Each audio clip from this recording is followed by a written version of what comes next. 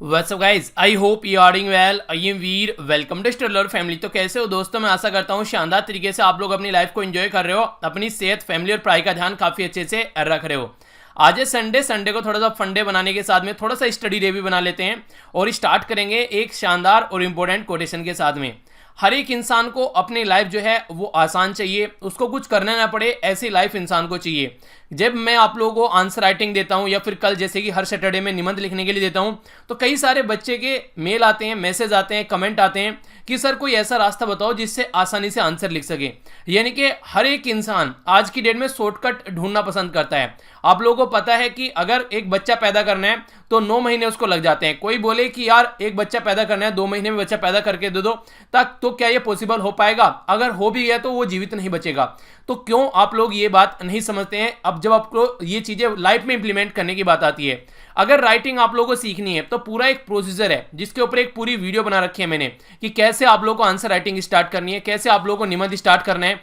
ये सारी चीजें आप लोग एक पर्टिकुलर प्रोसीजर के थ्रू गुजरोगे तो ही यहां तक पहुंच पाओगे। और अगर आप लोग किसी भी एग्जाम को आज के डेट में क्लियर करना चाहते हैं तो एक अप टू द मार्क आप लोगों को अपनी प्रिपरेशन करनी पड़ेगी, तब जाकर वो एग्जाम क्लियर हो पाएगा। अगर आप लोग सोच रहे हैं कि कोई अलादीन का चिराग आएगा और घुसेगा, आप लोग उसको घिसेंगे और रातों ही रातों आप लोग एग्जाम निकल जाएंगे, तो ये कभी भी नहीं होने वाला है। तो इसलिए जिस एग्जाम की भी आप लोग तैयारी कर रहे हैं उसी के पॉइंट ऑफ व्यू से रहकर आप लोग अपनी स्टडी स्टार्ट कीजिए और जो भी उसके लिए रिक्वायर्ड है वो आप लोग फोकस कीजिए। उसका कैसे पता चलेगा? सीधा सा और आसान सा तरीका है। पहले आप लोग सिलेबस उठाइए, फिर पुराने क्वेश्चन पेपर उठाइए और अपने आप को देखिए कि आप लोग कहां पर एक तरीके से एग्जिस्ट कर रहे हैं। यानी कि मोटे मोटे भाषा में बोलूं या फिर एक तरीके से थोड़ी सी तीखी भाषा में बोलूं तो अपनी औकात चेक कीजिए कि आप लोग की औकात कहां है, कितने आप लोग सब्जेक्ट क्लियर कर पा रहे हैं और कितने आप लोग सब्जेक्ट क्लियर नहीं कर पा रहे हैं। अपनी औकात जहां भी आप लोगों की देखने को मिलेगी इन पेपर और सिलेबस के बेस पर, फिर वहां से आगे आप लोगों को अपनी स्टडी स्टार्ट करनी है। अगर ये चीजें आप लोग नहीं करोगे तो कभी भी आप लोग अपने आप को आंक नहीं पाओगे, कभी भी आप लोग ये नहीं चेक कर पाओगे कि आप लोग किस लेवल पर खड़े हुए हैं और आप लोग कहां पर चलना है और कहां पर पहुंचना है। तो फिर आप लोग क्या करोगे? आप लोग हमेशा शॉर्टकट ढूंढोगे। पर लेकिन अगर ये वाला प्रोसीजर आप लोगों ने एक बार समझ लिया तो फिर हमेशा आप लोग हार्ड वर्क पर बिलीव करोगे। और हार्ड वर्क को आज के डेट में आप लोग स्मार्ट वर्क भी थोड़ा बोलने लगे हैं, ठीक है? यानी कि आप लोगों को पता है क्या करना है और किस तरीके से करना है। हार्ड वर्क होता है कि गधे वाला काम करना है, नहीं, एक सिस्टमेटिक वे में काम करना है। एनसीईआरटी पढ़नी है तो कैसे पढ़नी है उसके लिए मैंने पूरी वीडियो बना रखी है। आंसर राइटिंग करनी है, निबंध करना है या फिर ऑप्शनल चूज करना है, किसी की जरूरत नहीं है आप लोगों को, उसके लिए एक पूरी वीडियो बना रखी है। बस उसमें थोड़ी सी मेहनत लगेगी आप लोगों को, खुद से चूज करना है। तो ये सारी चीजें आप लोगों की मेहनत मांगती हैं, तो आप लोगों का स्मार्ट वर्क मांगती है, आप लोगों का टाइम मांगती है। और जब तक किसी चीज को टाइम नहीं दोगे वो चीज आप लोगों के काबू में नहीं आएगी, वो चीज आप लोग कभी अचीव नहीं कर पाएंगे। तो इसलिए हमेशा कोशिश कीजिए कि जो पढ़ा है उसका रिवीजन करते रहिए, प्रैक्टिस करते रहिए। यही एक की है आप लोग जिसको कुंजी बोल सकते हैं सक्सेस की। इसके अलावा कोई शॉर्टकट ढूंढोगे तो जहां आज हो हमेशा वहीं पर ही रहोगे और कुछ साल बाद पछताने के अलावा और कुछ नहीं रहेगा हाथ में। तो कोशिश ये करनी है कि थोड़ा सा अपने आप को संभाल लो और सही डायरेक्शन में कोशिश करो चलने की। थोड़ा सा एक बार कोरोना वायरस के केसेस पर एक नजर डाल लेते हैं जो कि इंपॉर्टेंट है, आप लोगों को इसके बारे में पता होना चाहिए। आज की डेट में टोटल मिलाकर यहां पर 23 लाख कोरोना वायरस के केसेस देखने को मिल रहे हैं। यानी कि 2.3 मिलियन केस अब तक यहां पर हो चुके हैं। अगर इसमें आप लोग देखेंगे जो अब हमारे बीच में जो लोग नहीं है तो 1,60,000 लोग ऐसे हैं जो कि इसकी भेंट चढ़ चुके हैं और 5,96,000 लोग ऐसे हैं जो कि इससे रिकवर कर चुके हैं, जिनको आप लोग बोल सकते हैं कि खुशकिस्मत है, इनकी यहां से जान बच गई। आज के दिन में यूएस से अकेला यहां पर सबसे टॉप पर बैठा हुआ है। 7,38,000 केस हैं और 39,000 लोग आज के डेट में कोविड-19 की भेंट चढ़ चुके हैं। ये बहुत बड़ा नंबर है, समझ रहे हैं? 40,000 के करीब अकेले यूएसए से लोग आज के डेट में इस दुनिया में नहीं है। वो यूएसए जिसके सामने एक टाइम पर जो दुनिया घुटने टेका करती थी, वो आज के डेट में कोविड-19 के सामने घुटने टेक चुका है। स्पेन, इटली, फ्रांस, जर्मनी और यूके, इनके बारे में अगर आप लोग बात करेंगे तो यहां पर अगर नंबर ऑफ डेथ के केसेस आप लोग देखेंगे तो 20,000 है स्पेन में, इटली में है 23,000, फ्रांस में है 19,000, जर्मनी में 4,000। जबकि जर्मनी में नंबर ऑफ केस इतने ही है पर लेकिन डेथ जो है वो काफी कम है। जर्मनी काफी अच्छी चीजों को टैकल कर रही है। यूके में जिसने हमारे ऊपर लगभग 200 साल रूल किया है, 15,000 लोग अब तक यहाँ पर इनके यहाँ पर अब तक एक तरीके से कोविड की भेंट चढ़ चुके हैं। कुछ टाइम बाद में आप लोगों को देखने को मिलेगा, यहाँ पर आप लोग समझ सकते हैं कि ये देखिए यहाँ पर ये है चाइना और यहाँ पर तुर्की, देखिए एक नया हॉटस्पॉट निकल कर आया है। तुर्की जो कि यहाँ पर थोड़ा सा दूर दिखता था अब काफी पास में आ गया है। तुर्की और ईरान ये जल्दी ही चाइना को रिप्लेस कर इनसे ऊपर पहुंचने वाले हैं। चाइना से ऊपर आज के डेट में कहने के लिए 6 कंट्री है, वैसे ढंग से देखा जाए तो चाइना हो सकता है टॉप पर हो, पर लेकिन किसी को इंफॉर्मेशन नहीं दे रहा है, वो एक अलग बात है। बाकी आप लोग यहां पर देखते हैं ये सारे वो कंट्री है जहां सबसे ज्यादा केस आप लोगों को देखने को मिल रहे हैं। हमारी कंट्री का ग्राफ जो है वो जिगजैग वे में चल रहा है, कभी केस बहुत ज्यादा आ जाते हैं तो कभी थोड़े कम हो जाते हैं। कल फिर जो केस है वो काफी ज्यादा आप लोग यहां पर देखने को मिले, एक एक्सपोनेंशियल ग्रोथ यहां पर हो जाता है। तो 15,723 केस हो गए, तो लगभग 1,800 के करीब केस डेली बढ़ जा रहे हैं, जिस तरीके की कंडीशन बन जा रही है एक आधे दिन तो, जिनमें से 521 लोग जो हैं वो अब हमारे बीच में यहां पर नहीं है, और 521 में से 211 अकेले महाराष्ट्र के लोग हैं जो आज के दिन में यहां पर इसकी आहुति चढ़ चुके हैं। 3,648 केस है महाराष्ट्र के। दिल्ली में अगर बात करें तो ये भी 2000 की कैटेगरी में पहुंचने वाला है, 1,093 केस यहां पर दिल्ली के अंदर हैं। इसी के साथ में मध्य प्रदेश में ये 1,402 केस हैं। गुजरात में अगर बात करेंगे तो यहां पर 1,376 केस है, तमिलनाडु में 1,372, राजस्थान में यह 1,351। तो ये वो राज्य हैं हमारी कंट्री के जहां 1,000 से ऊपर कैटेगरी है। ये बाकी जो है यहाँ पर ये वो हैं जो कि 100 से ऊपर कैटेगरी है। इसके नीचे जो भी राज्य है वो सारे 100 से नीचे हैं, तो वो एक अच्छी पोजीशन में आप लोग बोल सकते हैं। बाकी उत्तर प्रदेश, तेलंगाना, आंध्र प्रदेश, केरला, कर्नाटक, जम्मू कश्मीर, वेस्ट बंगाल, पंजाब और हरियाणा, ये वो एरिया है जहां पर 100 से ज्यादा केस देखने को मिल रहे हैं। सबसे ज्यादा डेथ कहां पर हुई है? महाराष्ट्र के अंदर हुई है। बाकी दूसरे नंबर पर यहां पर आप लोग देखते हैं गुजरात के अंदर भी काफी सारे लोगों की जान गई है, और मध्य प्रदेश के अंदर, ठीक है। और इसके अलावा यहां पर दिल्ली के अंदर भी 43 के करीब लोगों की जान जा चुकी है। तो ये एक मोटा मोटा से एक बार इसके बारे में एनालिसिस आप लोग कर सकते हैं। बाकी फिर से मैं वही बोलूंगा, आज है संडे और सैटरडे में अपना रिविजन किया कीजिए जितना आप लोग कर सकते हैं। कल जो निबंध दिया था काफी बच्चों के द्वारा लिखा गया, तो अच्छे से पार्टिसिपेट कीजिए और इसी तरीके से आप लोगों को निबंध लिखना है। तो वही आप लोगों का फाइनल डेस्टिनेशन है जो कि आप लोगों को अच्छे पॉइंट पर पहुंचाएगा। और आज के डेट में निबंध जो है हर एक एग्जाम में प्रॉपर वे में अगर आप लोग पढ़ रहे हैं तो आप लोगों का निबंध देखने को मिलता है। ओके, तो आइए आज लेक्चर के आर्टिकल्स देखेंगे जो हम लोग को डिस्कस करने हैं। ये वो आर्टिकल्स हैं जो कि वीक में मैंने डिस्कस नहीं किए हैं, या तो कुछ ज्यादा लेंथी इंपॉर्टेंट आर्टिकल हैं, या फिर उस टाइम पर टाइम नहीं मिला डिस्कस करने का, इसलिए यहां पर हम लोग इनको डिस्कस करते हैं। ठीक है, तो आइए आज का डिस्कशन स्टार्ट करते हैं बिना किसी देरी के। सबसे पहला जो आर्टिकल है यहाँ पर ये है हमारी कंट्री में जो वेदर फोरकास्ट की जाती है। आप लोगों को पता है कि बारिश हो रही है आसपास वाले एरिया में, कल शाम या फिर कल दिन में आप लोग वहाँ भी आसपास में कहीं बारिश जरूर हुई होगी। तो ये काफ़ी एक तरीके से खतरनाक सिचुएशन बोल सकते हैं, क्योंकि एक तो ये फसल हार्वेस्टिंग का टाइम है, यानी कि फसल कट रही है, गेहूं की फसल कट रही है, और ऊपर से ऐसा मौसम आप लोगों को देखने को मिल रहा है। तो ये सारी चीज़ें पहले ही कौन बताता है? तो ये मेट्रोलॉजिकल जो डिपार्टमेंट है, जिसको आप लोग शॉर्ट फॉर्म में IMD बोलते हैं, यानी कि इंडियन मेट्रोलॉजिकल डिपार्टमेंट। तो वो ये सारी फोरकास्ट करता है कि ये सारी भविष्यवाणी करता है कि हमारी कंट्री में बारिश होनी है, कैसा मौसम रहना है, उन सब चीज़ों के बारे में, या फिर मॉनसून कैसा हमारी कंट्री में रहने वाला है। तो इसके द्वारा यहाँ पर बताया गया जो भी चीजें हैं, तो जानेंगे कि इसका जो तरीका है आज के दिन में वो बातें बताने का, यानी कि एक तरीके से भविष्यवाणी करने का, वो पुराना हो चुका है। कुछ नई अपडेट्स यहाँ पर लानी चाहिए, कुछ लाई भी जा रही हैं, पर लेकिन फिर भी अप टू द मार्क चीजें देखने को नहीं मिलती हैं। तो सबसे पहले तो आप लोग ये समझिए हमारी कंट्री में मानसून आता किस डायरेक्शन से है, और फिर क्या क्या पैटर्न है हमारी कंट्री में मानसून के। ये यहाँ पर आप लोगों के सामने है जो ये मैप है, इसको थोड़ा समझने की कोशिश कीजिएगा। देखिए, एक तो होता है आइडियल टाइम, यानी कि आप लोगों ने टाइम टेबल बनाया और टाइम टेबल को पूरा फॉलो कर रहे हैं, एक एक मिनट फॉलो कर रहे हैं, वो नॉर्मली पॉसिबल नहीं हो पाता है। कोई भी टाइम टेबल बनाओ आप लोग, वो 70 से 80% ही मैक्सिमम फॉलो हो पाता है, 20% इधर उधर कोई ना कोई प्रॉब्लम रह ही जाती है। तो अगर 70 से 80% आप लोग चीजों को फॉलो कर रहे हैं तो इसका मतलब ये है कि आप लोग सही डायरेक्शन में चल रहे हैं। इसी तरीके से जो यहाँ पर ये ग्राफ दिखाया गया, जैसे यहाँ पर दिखाया गया है ये रेड वाला, जैसे जून 1 में केरला के अंदर एंट्री कर जाएगा, जून 5 में कर्नाटका, यहाँ पर तेलंगाना, ये सब एरिया उड़ीसा के अंदर होता हुआ इधर निकलेगा, जून 10 में यहाँ पर ऊपर महाराष्ट्र तक पहुंच जाएगा, जून 15 में यहाँ जून ये गुजरात के अंदर में, जून 1 में फिर राजस्थान के अंदर में, जून 15 में ये और ऊपर पहुंचेगा। तो नॉर्मली ये एक तरीके का आइडियल मैप है जो कि हम सोचते हैं कि हाँ ऐसा रहता है, ठीक है, पर लेकिन आप लोगों को पता है जैसा सोचा जाता है नॉर्मली वैसा होता नहीं है। सोचना तो सपनों में है कि हम लोग बिना चीजों को काउंट किए सोच लेते हैं, पर लेकिन एग्जैक्टली कुछ और प्रॉब्लम देखने को मिलती है। एग्जैक्टली क्या है बोल दिया, यहाँ पर 1 जून का आएगा, पर लेकिन कभी कभी 5 जून में, कभी 6 जून में, और कभी कभी 15 जून में भी यहाँ पर एंट्री करता है। और सोचते हैं इस तरीके से आएगा एक नॉर्मल पैटर्न में, पर लेकिन कभी यहां से होकर गुजर रहा है, कभी यहां पर 8-10 जून के अंदर केरला के अंदर एंट्री कर रहा है, फिर यहां पे जा रहा है। तो ये एक जो ग्रीन वाला आप लोगों को लाइन देखने को मिल रही है, ये यहां पर प्रैक्टिकल दिखाया गया है कि यहां पर किस तरीके का मानसून है यहां पर, ठीक है। और बाकी ये रेड वाला है जो यहां पर एक तरीके से आइडियल वाला है कि ऐसे होता है। तो यहां पर ये कंडीशन है। जब आप लोगों से मानसून की बात करते हैं तो 4 महीने आप लोगों को याद रखने हैं, जून, जुलाई, अगस्त और सितंबर। ये वो 4 महीने हैं जो सबसे ज्यादा बारिश होती है हमारी कंट्री में। फिर इसके बाद में जब दूसरा सीजन होता है बारिश का, उसको बोलते हैं हम लोग एक तरीके से विड्रोल मानसून, यानी कि मानसून आ गया, फिर अब ये मानसून वापस जाना स्टार्ट होगा, यानी कि जून, जुलाई, अगस्त, सितंबर। तो बोला जाता है कि यहां पर ये सितंबर, अक्टूबर, नवंबर, दिसंबर 4 महीने ऐसे हैं जिनको आप लोग मानसून का विड्रोल बोलते हैं, यानी कि अब ये मानसून जो एंट्री कर चुका है ये वापस जाएगा।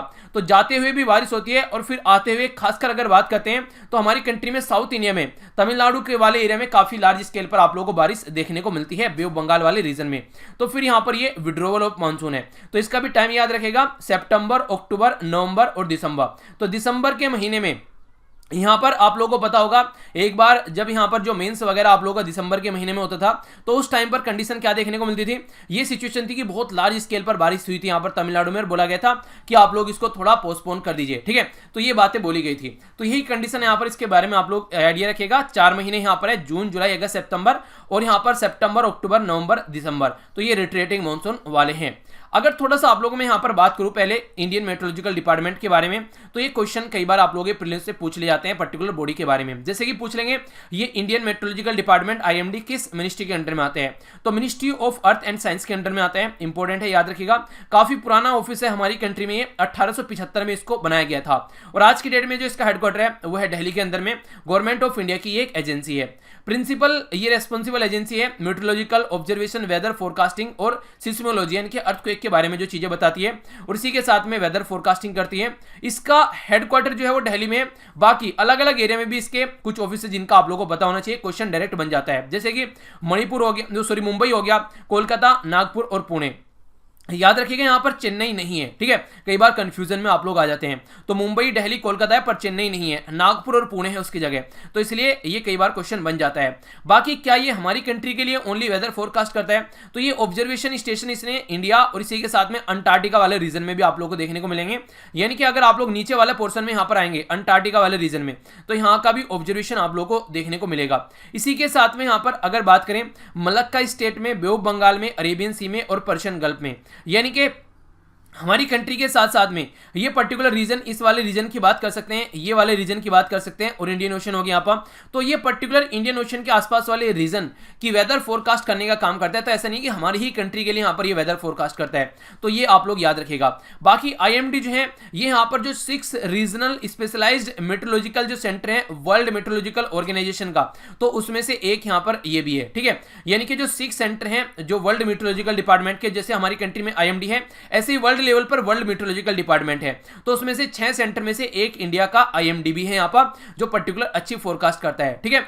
तो ये इसके बारे में इंफॉर्मेशन है जो कि आप लोगों को याद रखनी है और इंपॉर्टेंट है। जैसे जैसे मौसम चेंज हो रहा है वैसे वैसे ये चीजें आप लोगों से क्वेश्चन की फॉर्म में बन जाती है। अब थोड़ा समझ लेते हैं बात क्या की जा रही है। आईएमडी के द्वारा जो मॉनसून नॉर्मली अनाउंस किया जाता है, जैसे कि बोल दिया नॉर्मल मॉनसून रहने वाला है, ठीक है। तो कई बार आप लोगों को पता है कि नॉर्मल की जगह एबनॉर्मल हो जाता है, उसको अपनी फोरकास्ट चेंज करनी पड़ती है। तो यहां पर अभी जो बात की जा रही है, जो एजेंसी फॉलो करती है, तो 2 स्टेज फॉलो करती है। तो पहली स्टेज में क्या बोला जा रहा है, तो पहली स्टेज तो अप्रैल में बोलती है कि अप्रैल में यहां पर की बताती है कि कैसा ग्रोथ रहने वाला है कंट्री में, कैसी एक तरीके की कंडीशन रहने वाली है। तो पहली फोरकास्ट अप्रैल के महीने में, और दूसरी फिर लेट जून में जाकर मिलती है, जिससे किस तरीके का डिस्ट्रीब्यूशन मानसून का रहना है, क्योंकि जून में उसकी एंट्री हो जाती है। तो फिर बताता है कि किस तरीके से पूरी कंट्री में कहां पर ज्यादा बारिश होगी और कहां पर कम बारिश होगी। तो कहने का मतलब यह है कि जिस तरीके से वो बोलता है वो यहां पर 2 बार बताता है, एक बार तो अप्रैल में और एक बार जून में। जैसे अप्रैल का महीना अभी चल रहा है, तो अप्रैल के महीने में जैसे इसने बोल दिया कि नॉर्मल मॉनसून है, तो कई बार नॉर्मल मॉनसून नहीं रहती है, ठीक है। हालांकि अगर ये नॉर्मल बोल रहे हैं तो इसका मतलब है कि 100% में +-5 आप लोग कर लीजिए। यानी कि जैसे आप लोग बोलते हैं ना इन्फ्लेशन, तो 4 + -2, यानी कि इन्फ्लेशन 2 से 6 के बीच में रखना है। इसी तरीके से अगर 100% यहां पर बोल रखा है, तो उस तरीके से आप लोग ये समझिए 5 + परसेंट ज्यादा या फिर 5% कम, तो उस तरीके से आप लोग बोल सकते हैं। और कई बार जो इंपैक्ट पड़ता है, ऐसा नहीं है कि हमारी कंट्री में बस मानसून इसी तरीके से आएगा और बस हमारी कंट्री के लिए है मानसून, आसपास वाले एरिया में भी इंपैक्ट डालता है। और जो एल नीनो है उसका इंपैक्ट भी यहाँ पर मानसून पर कई बार देखने को मिलता है। ये वही एल नीनो है जो आप लोगों ने पढ़ा होगा, किसके अंदर में, जियोग्राफी के अंदर में पूरा पढ़ा होगा, ये एनसीईआरटी के अंदर भी समझाया गया है ये कॉन्सेप्ट। जिसको इसके बारे में बिल्कुल नहीं पता है उसको थोड़ा सा बता देता हूं ताकि क्वेश्चन कम से कम आप लोगों का गलत न हो, ठीक है। तो यहां पर दो टर्म आप लोगों को याद रखनी है, एक तो बोलते हैं एल नीनो, ठीक है, NINO। दूसरी टर्म का जो नाम है वो है ला नीना, ठीक है। तो एल नीनो जो होती है यहां पर जब मॉनसून आता है हमारी कंट्री में तो ये उसके ऊपर नेगेटिव इंपैक्ट डालती है, यानी कि एक तरीके से एल नीनो अगर आएगी उस टाइम पर तो ये खासकर हमारी कंट्री में जो मॉनसून है वो डेफिशिएंट होगी, मॉनसून में कमी होगी, क्योंकि एक तरीके से ये ड्राई एक तरीके से इंपैक्ट डालती है, ठीक है। यानी कि एक तरीके से मॉनसून कम होगा, ये याद रखना है एल नीनो की वजह से। जब ला नीना आती है, ला नीना बेटर मॉनसून रखती है या फिर नॉर्मल मॉनसून रखती है, तो ला नीना का जो इंपैक्ट होता है वो पॉजिटिव आप लोगों को देखने को मिलेगा। तो ये इसके बारे में कुछ बातें हैं जो आप लोग जरूर याद रखेगा। वैसे ये आप लोग देखेंगे एक क्लाइमेटिक साइकिल है पैसिफिक ओशन के अंदर में, यानी कि पैसिफिक ओशन के अंदर जो चीजें देखने को मिल रही है, जैसे यहां पर ये पैसिफिक ओशन हो गया तो उसका क्या इंपैक्ट पड़ रहा है यहां पर जो मॉनसून के ऊपर, यानी कि टेम्परेचर जिस तरीके से हो रहा है, ड्राई सीजन क्या हो रहा है, तो उस तरीके से एल नीनो जो है वो नेगेटिव इंपैक्ट डालती है, लो नीनो जो है वो पॉजिटिव इंपैक्ट डालती है। तो ये दो बातें तो आप लोग जरूर याद रखिएगा जो ये क्वेश्चन सोल्व करने में भी आप लोगों को हेल्प करेंगे।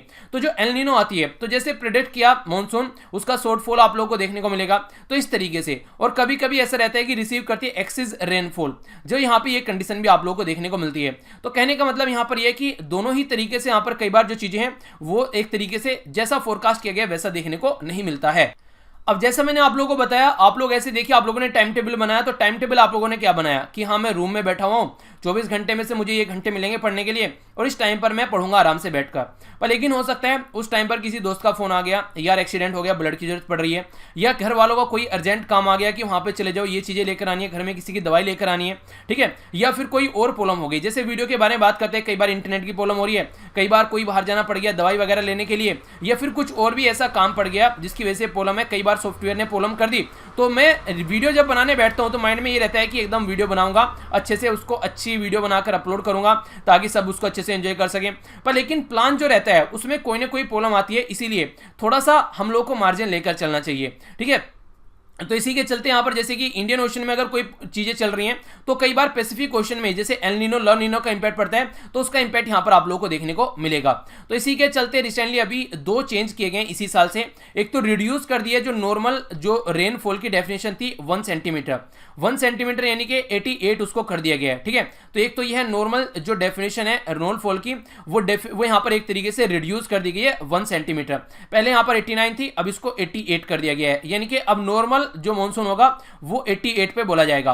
ऑफिशियल अपडेट है जो मॉनसून की वो यहां पर एक तरीके से वो आप लोगों को देखने को मिलेगा आज के डेट में अलग अलग राज्य में अलग अलग टाइम पर पहुंचता है, जैसे मैंने आप लोगों को यहां पर दिखाया तो उसमें भी यहां पर चेंज किया जा रहा है। पहले क्या कर रहे थे, बस आइडिया लेके चल रहे हैं कि इस टाइम पर आएगा, ये सारी चीजें होंगी, पर लेकिन आप लोगों को यहां पर जून में देखने को मिल गया, केरला में आ गया। पर लेकिन अगर ऊपर चलेंगे राजस्थान में यहां पर यहां तो 1 जून को आ गया, वहां पर बहुत लेट पहुंच रहा है, 15 जून के करीब पहुंच रहा है, तो उसको भी थोड़ा सा चेंज करने की जरूरत है, क्योंकि एक्सपेक्टेशन लगाए बैठे रहते हैं कि आएगा आएगा और यहां पर जो डिपार्टमेंट है वो भी बता देते हैं, पर लेकिन टाइम पर नहीं पहुंचता है। तो इस तरीके से ग्लोबल वार्मिंग का भी कई बार इंपैक्ट देखने को मिलता है। तो मॉनसून का जो पैटर्न है पर्टिकुलर सिटीज और स्टेट के अंदर में, तो उसको देखना है किस तरीके से वो ग्लोबल वार्मिंग की वजह से इंपैक्टेड हो रहा है और कहां पर लेट आ रहा है, कहां पर क्या चीजें चल रही है और कहां पर लंबे समय तक टिक रहा है। कई जगह ऐसा होता है जहां एक्सपेक्टेशन भी नहीं थी कि यहां पर इतनी बारिश होने वाली है, वहां पर अच्छी खासी बारिश हो जाती है। तो ये सारे पैटर्न जो एबनॉर्मलिटी मॉनसून की आ रही है तो ये बिल्कुल ऐसी है जैसे मैंने बताया कि टाइम टेबल तो बना लिया है पर ये नहीं पता कि किसको कोई बीमारी हो गई, कहां जाना आप लोगों को पड़ गया। तो वो तब होगा जब आप लोग थोड़ा सा मार्जिन रखकर चलेंगे और चीजों को और प्रैक्टिकल वे में देखेंगे, ज्यादा आइडियलिटिक कंडीशन में नहीं पड़ेंगे, यानी कि आइडियलिस्टिक कंडीशन न देखकर प्रैक्टिकल चीजों पर फोकस देना है। अब इसी के चलते नई नई सॉफ्टवेयर नई नई टेक्नोलॉजी आ रही है, तो हमारी कंट्री में जो आईएमडी है उसके द्वारा भी सोचा जा रहा है कि जो पुराना पैटर्न था उसको छोड़कर अब नए पैटर्न को फोकस करने की कोशिश करेंगे, ताकि देखा जाए कि जो सेंचुरी ओल्ड पैटर्न चल रहा है उससे हटा जाए, थोड़ा सा अब दूसरा पैटर्न यहां पर देखा जाए। वरना आप लोग देखते हैं अप्रैल का महीना आ चुका है, अगर नॉर्मली अप्रैल के महीने का आप लोग पैटर्न देखेंगे तो जिस तरीके से पैटर्न देखने को मिल रहा है, सर्दी जो है काफी लंबी चल जाती है, कई बार गर्मी जो है वो एक अलग लेवल पर खिंच जाती है, बारिश जहां पर होनी चाहिए वहां पर नहीं, कहीं और जाकर और ज्यादा लेवल पर हो जाती है, कहीं कहीं इतनी हो जाती है कि वहां पर बाढ़ आ जाती है, कहीं पर इतनी होती है कि वहां पर सूखा पड़ जाता है, तो ये कंडीशन देखने को मिलेगी। तो आज की डेट में ये जो पुराना पैटर्न है उसको छोड़कर AMD जो है वो लेसन सीख रही है और नया एक नॉर्मल तैयार हो रहा है। ये बिल्कुल ऐसे जैसे कोविड-19 के बारे में आप लोग बात करते हैं, तो एक इसके चलते मैं आप लोगों को आर्टिकल का उदाहरण लेकर समझाता हूं, तभी आप लोग यहां पर समझेंगे। जैसे कोविड-19 के बारे में बात करते हैं, तो एक कोविड-19 जो है नेक्स्ट आर्टिकल है, एक नया वर्ल्ड ऑर्डर क्रिएट करने की कोशिश कर रहा है। यानी कि जैसे कोविड-19 यानी कि कोरोना वायरस डिजीज ये यहां पर खत्म होगी, तो पोस्ट कोविड-19 जो इफेक्ट निकल कर आएगा उसके बारे में बात करते हैं। तो जानते हैं पोस्ट कोविड-19 क्या क्या चीजें देखने को मिलने वाली है। सबसे पहले जो इंपॉर्टेंट बातें हैं यहां पर एक एक कर समझ लेते हैं। एक फंडामेंटल ट्रांसफॉर्मेशन आप लोगों को देखने को मिलेगा, पावर ट्रेडिशन जिस तरीके से चीजें हैं, सिक्योरिटी के बारे में या फ्यूचर ग्लोबलाइजेशन, ये एक अलग लेवल पर चीजें पहुंचती हुई आप लोगों को नजर आएंगी। जो पॉसिबल इफेक्ट है कोविड-19 क्राइसिस के वो एक अलग ही लेवल पर होंगे। ऑल ओवर वर्ल्ड जो है वो क्रैम्बल कर रहा है। आप लोगों को पता है स्टार्टिंग में चाइना और यूएसए के बीच में ट्रेड वॉर चल रही थी, पर कोविड-19 ने उसको एक अलग ही डायरेक्शन दे दी। आज के में दोनों अपने अपने में लग गए, अपने अपने को संभालने में लग गए। ट्रेड वॉर, दुनियादारी, सब ट्रेड सब साइड में रह गया, क्योंकि ऑल ओवर वर्ल्ड में स्लो डाउन चल रहा है और मंदी चल रही है और सारी इकोनॉमी शट डाउन पड़ी हुई है। तो क्या ट्रेड वॉर चलेगा जब सारी इकोनॉमी शट डाउन पड़ी हुई है? तो इस टाइम पर सिचुएशन क्या है? तो यूनाइटेड नेशन जो है, जो यूएन की जो सिक्योरिटी काउंसिल है, जिसको बहुत पहले एंट्री करनी चाहिए थी, प्रॉपर वे में क्या क्या चीजें होनी चाहिए थी, उस पर फोकस देकर चलना चाहिए था, पर लेकिन यूएन एक तरीके से इनसिग्निफिकेंस होता जा रहा है। एक तो अभी आप लोगों ने सुना होगा कि वर्ल्ड हेल्थ ऑर्गेनाइजेशन का पैसा रोक दिया गया डोनाल्ड ट्रंप साहब के द्वारा। तो इस तरीके से आप लोग समझ सकते हैं WTO जिसको बोलते हैं world trade organization, Donald Trump साहब उसको वैसे ही नहीं मानते हैं और यूएन की वैसी बेइज्जती करते रहते हैं। तो ये वो बॉडी है जिनको एक टाइम पर जिनका दबदबा माना जाता था, कहीं ना कहीं इनकी लोग सुनते थे। हालांकि अगर आप लोग बात करेंगे जो डेवलप्ड इकोनॉमी है, उन्होंने हमेशा से काफी बार इनको इग्नोर किया है, पर लेकिन कम से कम वो लोग सुनते थे जो एक तरीके से अंडर डेवलप है या फिर डेवलपिंग स्टेट में है। पर आज की डेट में जैसी सिचुएशन बन चुकी है, अब वो उनको भी ये लगने लगा कि हम ही क्यों सुने इनकी जब कोई नहीं सुनता है। तो वो सिचुएशन आप लोगों को देखने को मिल रही है। आप लोग ये समझिए वर्ल्ड ट्रेड ऑर्गेनाइजेशन स्टार्ट कैसे हुआ था। एक टाइम ऐसा था जो कि डेवलप्ड कंट्री है, जैसे कि यूरोपियन कंट्री होगी, या फिर आप लोग मैप ही देख लीजिए यहां पर, जैसे कि यहां पर अगर मैं बात करूं, ये अपनी प्यारी कंट्री होगी और यहां के कंपेयर में आप लोग देखें ये वाली कंट्री होगी, यूएसए हो गया, ठीक है। तो ये एक तरीके से मैन्युफैक्चरिंग हब बन चुकी है, ठीक है। तो उस टाइम पर ये काफी बड़ा हब थी, तो इनको मार्केट चाहिए थी। तो मार्केट चाहिए तो उन कंट्री में जाकर बेचेंगे जहां पर ज्यादा पॉपुलेशन है, तो जैसे चाइना हो गया, इंडिया हो गया, तो इन कंट्री में जाकर इन्होंने सामान बेचना स्टार्ट किया। तो वहां पर कई सारी प्रॉब्लम आती थी, तो ये वर्ल्ड ट्रेड ऑर्गेनाइजेशन नाम का कॉन्सेप्ट लेकर आए, यानी कि वर्ल्ड में ट्रेड कैसा होना चाहिए, एक ऑर्गेनाइजेशन होगी जो कि डिसाइड करेगी। बेसिक फंडा ये था कि अपना बनाया जो माल है वो ले जाकर बेचा जाए इन कंट्रीज के अंदर, और ये अपना प्रॉफिट कमाए, मुनाफा कमाए, क्योंकि कैपिटलिस्ट इकोनॉमी है, तो अपने प्रॉफिट के बारे में बात करेंगे, जनता क्या है उसके बारे में कोई फंडा इनका नहीं रहता है। तो जब तक ये सही चलता रहा, पैटर्न ऐसा था कि यहां पर ये माल बनाते रहे और यहां पर ले जाकर बेचते रहे, तो तब तक तो प्रॉफिट चल रहा था। WTO बहुत अच्छा है, बहुत अच्छा काम कर रहा है, पर लेकिन अब जो है साइकिल उल्टी हो गई है। चाइना मैन्युफैक्चरिंग हब बन चुका है, अब चाइना माल बेच रहा है, चाइना का माल यहां पर जा रहा है इन कंट्रीज के अंदर में, और कहीं ना कहीं काफी लार्ज स्केल पर, जैसे कि ड्रग्स की बात करें तो जेनेरिक दवाई वगैरह हो गया, और भी कई सारी ऐसी चीजें हैं जो यूएसए हमसे खरीदता है। तो आज की डेट में कंडीशन ये बन गई, वही WTO इनको दुश्मन नजर आने लगा, जिस WTO की ये दुहाई दिया करते थे कि WTO ये, और कुछ भी बात होती थी WTO में जाते थे। अब वो WTO इनको दुश्मन नजर आता है। रीजन क्या है? अब वो WTO तो काम वही कर रहा है कि ट्रेड को फैसिलिटेट कर रहा है, पर लेकिन अब उल्टा हो गया साइकिल। अब यहां पर क्या हो रहा है? अब यहां पर ये प्रॉब्लम इनको ये हो रही है कि माल हमारे यहां पर बेचा जा रहा है और हम मार्केट बन चुके हैं, जो कि हम कभी मैन्युफैक्चरिंग हब थे, क्योंकि सबके मैन्युफैक्चरिंग हब कहां जा चुके हैं? वो चाइना जैसी कंट्री में जा चुके हैं। रीजन क्या है? एक तो चीप लेबर है, यहां पर जमीन लैंड वगैरह आसानी से मिल जाती है, और चाइना का कंट्रोल पूरा चाइना के हाथ में, चाइना की गवर्नमेंट के हाथ में, तो आसानी से चीजें जो है वो नॉर्मलाइज कर दी जाती हैं। तो इसलिए अब इनको ये प्रॉब्लम होने लगी कि ये ऑर्गेनाइजेशन सही काम नहीं कर रही है, यानी कि तुम्हारे लिए काम करे तो अच्छी है और दूसरे के लिए काम करे तो बुरी है। तो अब ये ऑर्गेनाइजेशन पे सबके ऊपर क्वेश्चन मार्क लगाना स्टार्ट कर दिया गया है ऐसी कंट्रीज के द्वारा, जैसे कि यूएसए है। बाकी इसके साथ में अगर बात करें कोविड-19 को ध्यान में रखते हुए, south Asia association regional corporation, जिसको आप लोग सास बोलते हैं, इसमें जो आसपास वाले 8 मेंबर हैं उनके द्वारा मिलकर काम करने की कोशिश की गई, पर पाकिस्तान की वजह से काम नहीं हो पाता है। पर फिर भी ये मिले तो सही, पर लेकिन फिर भी जैसा एक यहाँ पर स्टार्ट होनी चाहिए थी, स्टार्ट तो हो गई, पर लेकिन जैसा आगे बढ़ना चाहिए था, हम लोग क्या करते हैं टाइम टेबल बना तो लेते हैं पर फॉलो नहीं कर पाते हैं। वही चीजें यहाँ पर रीजनल ऑर्गेनाइजेशन की देखने को मिलती है। बन तो गई है ऑर्गेनाइजेशन, डिस्कस भी कर लिए चीजें, पर लेकिन फिर नहीं दिखता है क्या चल रहा है। ऐसा ही यूरोपियन यूनियन का हालत है। यूरोपियन यूनियन में लोगों ने चीजों को डिस्कस करने से ज्यादा बेटर समझा अपने अंदर ही चीजों को टैकल करना स्टार्ट कर दिया। यानी कि एक तो एक ही ग्रुप में मिलकर प्रॉब्लम का सॉल्यूशन निकालना, पर नहीं, यहां पर अपने ही अंदर घुस गए सारे कि हाँ अपने ऊपर फोकस देते हैं। तो इनके द्वारा कोई कोऑर्डिनेशन नहीं किया गया रीजनल लेवल पर। तो अलग अलग कंट्री की अगर आज की डेट में आप लोग हालत देखोगे, ये सारी वो कंट्री है जो यूरोप की महान कंट्री बोली जाती है। Spain, Italy, France, Germany, UK, जिनका नाम सुनकर लोगों के मन में ललायत आती थी कि यार इनमें तो घूमने जाना है, इन कंट्री में तो अपना कम से कम हॉलीडे होना चाहिए यूरोप के अंदर में। कई सारे लोग ये बातें बोला करते थे आज के डेट में कि हाँ यूएसए के अंदर घूमने जाना है। पर आज की डेट में हालत आप लोग समझ रहे हैं कि कैसी हालत है। तो कहीं ना कहीं एक बात आप लोग ये भी बोल सकते हैं कि आज की डेट में पढ़े लिखे बेवकूफ निकल गए। ये वो सारी कंट्री है जो अपनी पढ़ाई की दुहाई देते हैं कि हम लोग पढ़ी लिखी कंट्री है, हम लोग डेवलप इकोनॉमी है, तो ये पढ़ी लिखी बेवकूफ कंट्री बन गई, ऐसा आप लोग यहां पर देखते हैं। सबसे ज्यादा लोग यहीं पर ही मारे गए। तो ये सिचुएशन आप लोग यहां पर समझ सकते हैं। चाइना और ज्यादा मोर पावरफुल निकलकर सामने आ रहा है, क्योंकि चाइना ने आज की डेट में जो कोविड-19 है ये बोला जा रहा है कि मैनेज कर लिया है और फिर से अपना इंडस्ट्रियल जो प्रोडक्शन है वो रिकवर कर रहा है और उसको स्टार्ट कर रहा है। तो चाइना फिर से अपने आप को मैन्युफैक्चरिंग हब बनाने की कोशिश कर रहा है। और आज की डेट में मेडिकल एक्सपोर्ट की बात करें, जैसे किट हो गया, ये सारी चीजें हो गई, हमारी कंट्री में बहुत लार्ज स्केल पर चाइना से खरीदी जा रही है और ऑल ओवर वर्ल्ड चाइना को सप्लाई कर रहा है ये सारी चीजें। तो चाइना फिर से मैन्युफैक्चरिंग हब बनता जा रहा है। चाइना के बारे में बात करें तो ग्लोबल लीडरशिप ले रहा है ऑलरेडी। जो चाइना की हुआई कंपनी है, तो 5G ट्रायल जो है वो चाइना में सबसे फास्ट तरीके से और सबसे लार्ज स्केल पर हो रहे हैं।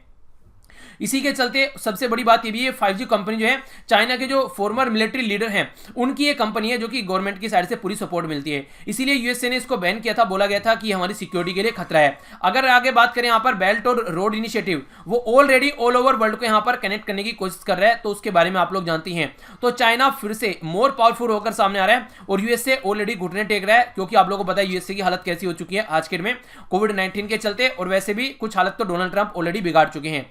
आगे अगर बात करेंगे यहाँ पर, अगर एक तरीके से इकोनॉमिक ग्लोबलाइजेशन के बारे में बात करें तो ग्लोबल लेवल पर रिसेशन चल रहा है। कई बार तो कंपेयर इसको 1930s यानी कि 1929 का जो एयरफेयर का जो यहां पर ऑल ओवर वर्ल्ड में जो प्रॉब्लम देखने को मिली थी उसके साथ में कंपेयर कर रहे हैं। और 2008 का जो रिसेशन था बोल रहे हैं उससे तो आगे ही चीजें जा चुकी हैं। तो आज की डेट में प्रॉब्लम जो है वो काफी लार्ज स्केल पर सामने निकल कर आ रही है। फर्दर अगर बात करें तो लोग जो है प्रोटेक्शनिस्ट हो चुके हैं, यानी कि अब सोच रहे हैं कि अपनी चीजें अपने ही अंदर रखें, बाहर ज्यादा फोकस न करें, यानी कि हाइपर नेशनलिज्म लोगों में देखने को मिल रहा है और लोगों की जो डिपेंडेंसी है वो अपने ऊपर ज्यादा है, बाहर के ऊपर कम हो रही है। तो ये भी एक नया फंडा यहां पर निकल कर आ रहा है। इसी के साथ में जो यहां पर इंटरवेंशन आप लोग देखेंगे आज की डेट में इकोनॉमिक जो डिसीजन यहां पर देखने को मिल रहे हैं, अलग अलग राज्य, अगर हम लोग बात करें हमारी कंट्री में 28 राज्य हैं और 8 यूनियन टेरिटरी हैं, तो अलग अलग लेवल पर ये अपना खुद का स्टेप उठा रहे हैं। जैसे राज्य जो है आज के डेट में वो खुद अपने आप डिसाइड कर रहे हैं क्या उनको काम कर रहे हैं, मैक्सिमम क्या सर्विलेंस करना है, क्या लेजिटिमेसी होनी चाहिए, पावर किस तरीके से कंट्रोल करके चलना है। एक लाइसेंसिंग राज भी फिर से आता हुआ नजर आ रहा है यहाँ पर, क्योंकि जो बड़े बड़े कॉर्पोरेट है आज के डेट में वो एक साइड से हटके यहाँ पर जो सप्लाई की जा रही है चीजें यहाँ पर काम किया जा रहा है, गवर्नमेंट काफी लार्ज स्केल पर प्रोवाइड करा रही है, यानी कि एक तरीके से स्टेट का इंटरवेंशन यहां पर देखने को मिल रहा है इसके अंदर में। तो ये भी एक काफी बड़ी बात यहां पर निकल कर आ रही है। तो एक यहां पर जो कंडीशन आप लोग बोल सकते हैं कि नेशनलिज्म के साथ साथ में स्टेट के अंदर भी एक नई चीजें निकल कर आ रही है और लाइसेंस राज भी यहां पर देखने को मिल रहा है कई बार, ठीक है, एक तरीके से, यानी कि आप आने वाले टाइम में कि कुछ भी काम करना है तो एडमिनिस्ट्रेशन से पूछ के करना पड़ेगा। तो वो सिचुएशन यहां पर देखने को बोल सकते हैं आप लोग।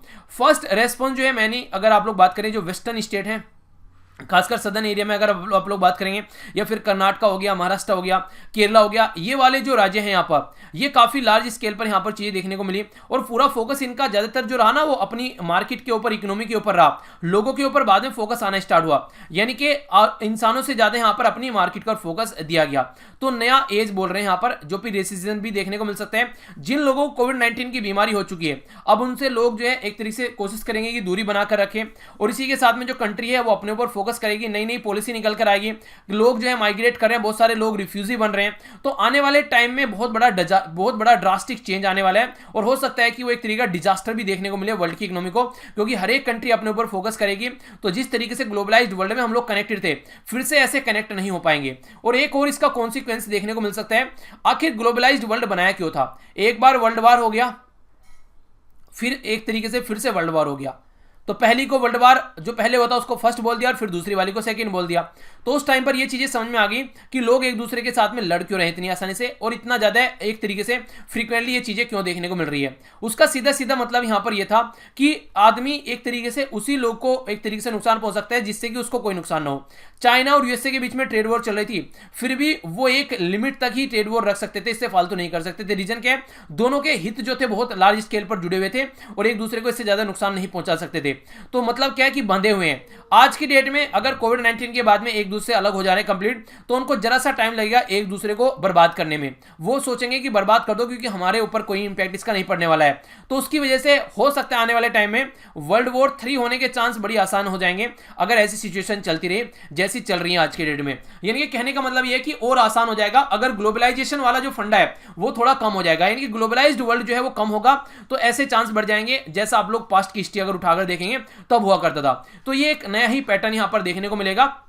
आज के डेट में ऑफलाइन छोड़कर लोग जो है ऑनलाइन पर फोकस कर रहे हैं। बहुत सारे बिजनेस आज के डेट में ऑनलाइन बन गए हैं। कोविड-19 ने एक अलग ही बूम ला दिया ऑनलाइन में, बिल्कुल ऐसे जैसे जियो के द्वारा एक नया बूम लाया गया था ना ऑनलाइन चीजों में, आज के डेट में यहां पर इसके द्वारा भी एक नया बूम ला दिया गया है अगर बात करें इसके बारे में। तो ये सारी चीजें आप लोग यहां पर समझ पाएंगे। एक नया वर्ल्ड ऑर्डर नजर आएगा। पावर कोई ग्लोबल पावर कोई था, आज के दिन में कोई और बना नजर आएगा। देखते हैं मैन्युफैक्चरिंग किसकी आगे बढ़ती है, कैसे कैसे सिचुएशन कंट्रोल कौन कौन कर आगे निकल कर आता है। जो सबसे पहले इससे उबर जाएगा वही अपनी जो चीजें है उसको संभाल पाएगा।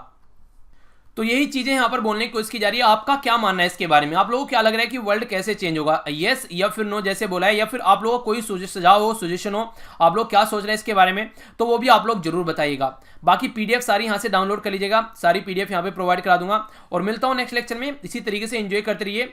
थोड़ा सा कोशिश क्या कीजिए कि संडे सैटरडे में रिवीजन कर लिया कीजिए। टेस्ट पेपर तो वीक में कम से कम एक जरूर देना है आप लोगों को, क्योंकि अभी कोई एग्जाम की डेट अनाउंस नहीं हो रही है। 3 मई के बाद में पता चलेगा आगे क्या चीजें चलने वाली है, ठीक है। तो इसी तरीके से एंजॉय कीजिए। मिलता हूं नेक्स्ट लेक्चर में। बड़ों को नमस्ते, छोटों को प्यार, छोटी सी लाइफ एंजॉय करार। तब तक के लिए जय हिंद।